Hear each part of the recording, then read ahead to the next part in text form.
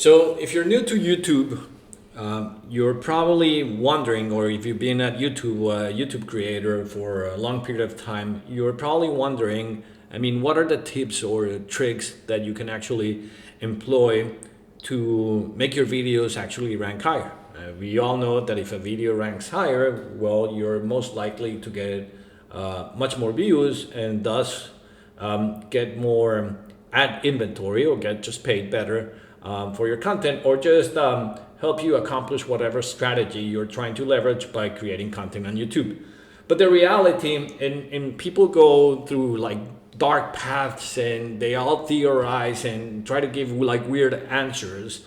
And so I thought the best way to do it was just to break it down in what I call strategy and tactics. I mean, the best strategy on YouTube is actually to always create compelling content, but this is difficult. It always doesn't work out. So today we're gonna focus in the different tactics or the things that I have observed are very practical, at least when I have created the content or the recommendation that I give my team when we create the content for our educational channel and our nursery rhyme channel. I mean, in both channels we have more than 300 million views accumulated, and so I thought we go some of them. So let's just start with the first one. So the first one is, well, whenever you're uploading a video, just be mindful of the description. So I mean, back in the day when YouTube was just starting in 2005, their technology was not so advanced. So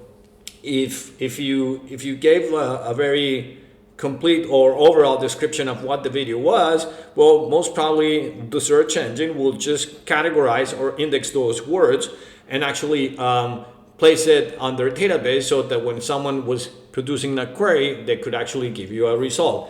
Nowadays, speech recognition has become much more stronger. So in some way, you don't technically need to add all the descriptions, because what Google or YouTube is actually doing is they're recognizing which type of words. But if you want to give it a little bit of tailwind, then it's a good idea, or just make it as an exercise. You don't have to transcribe. If you have a 10 or 15 or 20-minute video, you don't have to transcribe everything that it that it said. You basically just give it an overall very brief summary, and you just place it on the description section or on the meta tag section. So I would start with that one as the number 5 option to give you a higher probability of ranking higher. Number 4. So the comment by itself is just a very easy way of generating additional content. So, and the idea here is not to, because I see a lot of YouTubers like begging for comments on the bottom section. No, when you're creating content, you got to do it in such a way that it's an open dialogue, when people are really wanting to ask questions, not being instructed on what to do. So if your content is the type of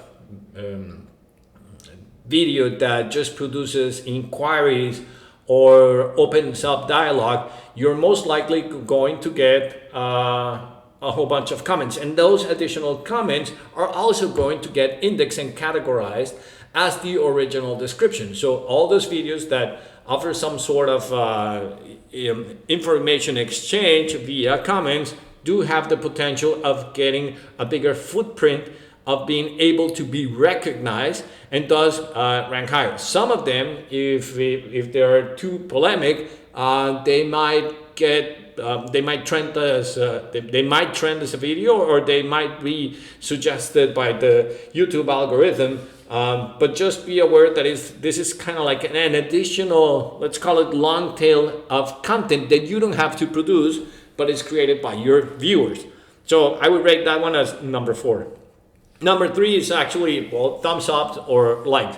So I personally believe that currently, as the algorithm is tweaked, it does send positive signals, but I don't think that they're strong enough. Just trying to get votes or thumbs up on a video per se, it is not necessarily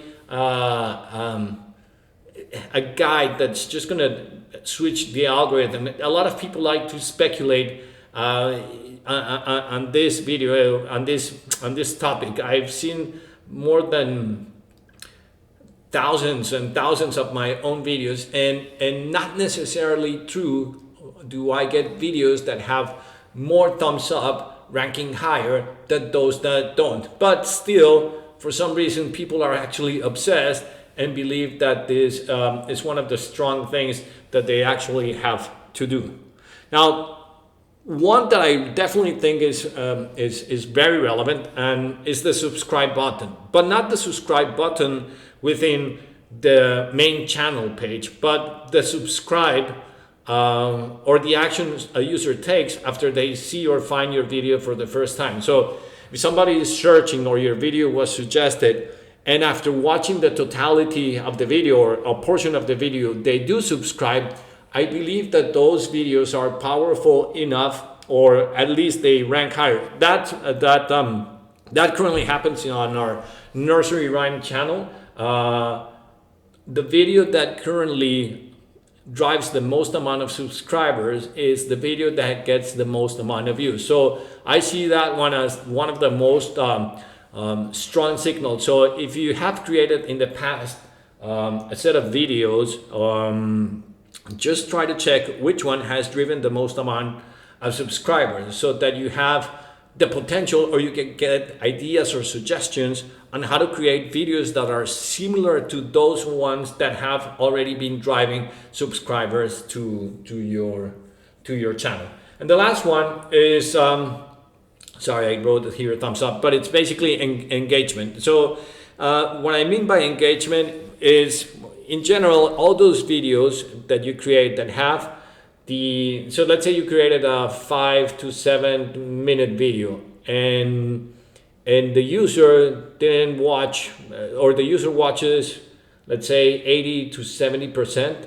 That engagement, where the majority of users tend to consume 80 to 90% of the content, those are the videos that are going to be preferred by the YouTube algorithm for a very practical reason. I mean, if you have a content that allows for them to serve inventory, it's the type of content they're always trying to search and always trying to give some sort of preference, because it also means that it's the content that is more relevant to a user. So you could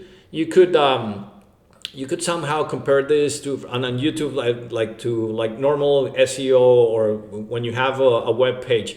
If the bounce rate is low, it means that the user is satisfied with the content that he searched and landed on. And so what you're trying to read here is which of your videos actually have a high engagement or a high audience retention rate. YouTube will always recommend it, but if not, you can go into the analytics and start viewing what is the current engagement of the overall videos. It usually shows you top 7, top 10, but taking a deep dive at the analytics and trying to understand how your current highly engaged videos perform will help you emulate or basically apply those techniques to your newer videos. So those are my 5 tactical approaches, being engagement the number 1, but usually it's a good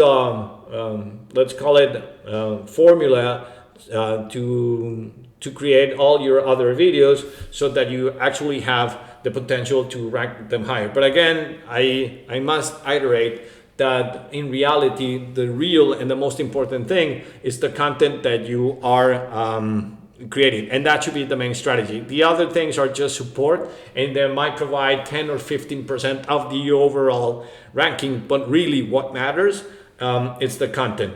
Those are just 5 things or follow-ups you can abide by, so that you get a higher probability of ranking.